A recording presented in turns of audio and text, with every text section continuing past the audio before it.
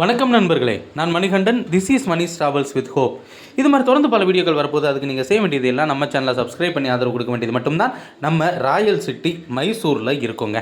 மைசூர்லேருந்து தான் நம்ம பயணம். மைசூர்லேருந்து எங்கே போக போகிறோம் அப்படின்னா, நிச்சயமாக மைசூர்லேருந்து பெங்களூர் போக போகிறோம். நைட்டு 9:50க்கு கிளம்பக்கூடிய ட்ரெயினில் நம்ம ட்ராவல் பண்ண போகிறோம். அதுக்கு முன்னாடி நம்ம டிக்கெட் எடுக்கணும் இல்லையா? டிக்கெட்டு கவுண்ட்ரு எவ்வளோ பிஸியாக இருக்குன்னு பார்த்தீங்களா? இந்த டிக்கெட் கவுண்டரில் நம்ம டிக்கெட் எடுக்கணும். டிக்கெட் எடுக்கும்போது நீங்கள் தெளிவாக சொல்லிடணுங்க. இப்போது நான் எடுத்தது பேசஞ்சர் டிக்கெட்டு 35 ரூபா. மைசூர்லேருந்து பெங்களூரு கிட்டத்தட்ட 150 கிலோமீட்டருக்கு வெறும் 35 ரூபா மட்டும்தான். இதுவே நீங்கள் காவேரி எக்ஸ்பிரஸ் நைட்டு 9 மணிக்கு அந்த ட்ரெயினில் கிளம்புனீங்க அப்படின்னா டிக்கெட் கொஞ்சம் அதிகமாக இருக்கும். நான் பேசஞ்சர் அப்படின்னு கேட்டே வாங்கினேன். ஃபஸ்ட் பிளாட்ஃபார்மில் ஒரு ட்ரெயின் அப்படிங்கிறது நின்றுட்டுருக்கு. இது நிச்சயமாக பெல்காம் நோக்கி செல்லக்கூடிய அந்த ரயில் தான். இந்த ரயிலில் நம்ம பயணப்படுற போகிறது கிடையாது. நம்ம ட்ரெயின் அப்படிங்கிறது பேசஞ்சர் ட்ரெயின் தான். நம்ம ட்ரெயின் வரக்கூடிய பிளாட்ஃபார்ம் நோக்கி இப்போ நம்ம ஏறி போக வேண்டிய ஒரு நிலை அப்படிங்கிறது இருக்கிறது.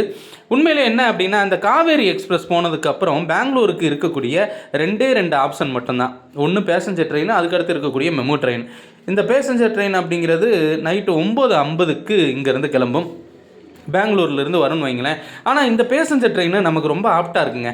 காரணம் என்ன அப்படின்னா, இந்த பேசஞ்சர் ட்ரெயின் வரும்போது வேறு ஒரு எக்ஸ்பிரஸ் தான். இந்த எக்ஸ்பிரஸ் ரயிலானது இங்கே அன்ரிசர்வ்டு ட்ரெயினாக பயணிக்கிறதுனால நமக்கு நிச்சயமாக ஸ்லீப்பர் கிளாஸில் இடம் அப்படிங்கிறது கிடைக்கும். கிட்டத்தட்ட மைசூரில் குளிர் கொஞ்சம் அதிகமாக இருக்குது. நமக்குமே கொஞ்சம் பல்லு வலி இருந்தது அப்படிங்கிறதுனால ரொம்பவும் பிரச்சனையாக போச்சு. இப்போ வரக்கூடிய இந்த பேசஞ்சர் ட்ரெயின்னு சொல்ல முடியாது, எக்ஸ்பிரஸ் ட்ரெயின். இந்த எக்ஸ்பிரஸ் ட்ரெயினில் தான் நம்முடைய பயணம் அப்படிங்கிறது இருக்கிறது. காரணம் என்ன அப்படின்னா, அன்ரிசர்வ்டு எக்ஸ்பிரஸாக இயங்கக்கூடிய இந்த ரயிலானது வேறு ஒரு ரயிலினுடைய பெட்டிகள். இந்த பெட்டிகளை பயன்படுத்தி தான் இன்றைக்கி பேசஞ்சர் ட்ரெயினாக உபயோகிக்க போகிறாங்க. நம்ம தமிழ்நாட்டில் பார்த்துருப்போம் இல்லையா, பொள்ளாச்சிக்கு போகக்கூடிய செம்மொழி எக்ஸ்பிரஸ்.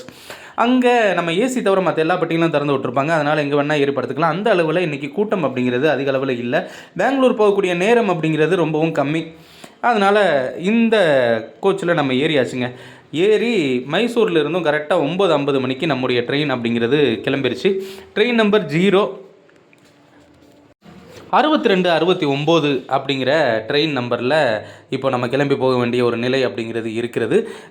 கிட்டத்தட்ட இந்த ரயிலானது இங்கிருந்து எங்கே வரைக்கும் போகுது அப்படின்னா, எஸ்எம்பிடி பெங்களூர் வரைக்கும் இயங்கக்கூடிய ஒரு பேசஞ்சர் ட்ரெயின். எஸ்எம்பிடி பெங்களூருக்கு மைசூர்லேருந்து 2 ட்ரெயின் தான். ஒன்று இந்த ட்ரெயின், இன்னொன்று காலையில் 3:45க்கு கிளம்பக்கூடிய பேசஞ்சர் ட்ரெயின். அந்த ட்ரெயின் 7:15க்கு போகுது.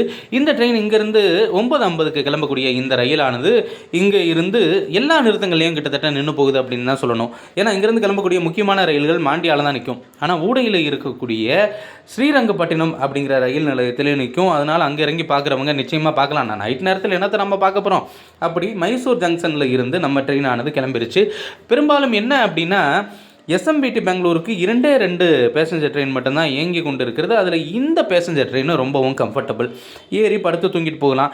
இப்போது எனக்கு ஃபுல்லாக சிட்டிங்கில் இருந்திருந்தால் நிச்சயமாக வீடியோவை அதிக அளவில் எடுத்துருக்கலாம். ஆனால் நம்ம ஏற்கனவே ஊட்டியிலிருந்து மைசூர் வந்தது அப்படிங்கிறது, அது மட்டும் இல்லாமல் மைசூரில் சுற்றி பார்த்தது, இதையெல்லாம் பார்க்கும்போது தூக்கம்தான் வந்துச்சு. ஸ்ரீரங்கப்பட்டினம் வரைக்கும் என்னால் முழிக்க முடிஞ்சுங்க. இதுதான் ஸ்ரீரங்கப்பட்டினம் ரயில் நிலையம். இந்த ஸ்ரீரங்கப்பட்டினம் அப்படிங்கிறது ரொம்பவும் புகழ்பெற்றது. திப்பு சுல்தானினுடைய தலைநகரமாக கூட இருந்தது அப்படின்னு சொல்லலாம். அவருடைய கல்லறையும் இங்கே தான் இருக்குது. அது மட்டும் இல்லாமல் தென் தமிழகத்திலேயே 2வது மிக பெரிய கோபுரம் இருக்கக்கூடிய விஷ்ணு கோவிலும் இங்கே தான் இருக்குது. அதெல்லாம் பார்த்துட்டு அப்படியே தூங்கி எந்திரிச்சேன். பெங்களூருக்கு வந்தாச்சு. பெங்களூர்லேருந்து நம்ம யஸ்வந்த்பூர் போகணுங்க. ஏன்னா இந்த ட்ரெயின் எஸ்எம்பிடி பெங்களூர் போகுது. நம்ம யஸ்வந்த்பூரில் மீட் பண்ணுவோம்.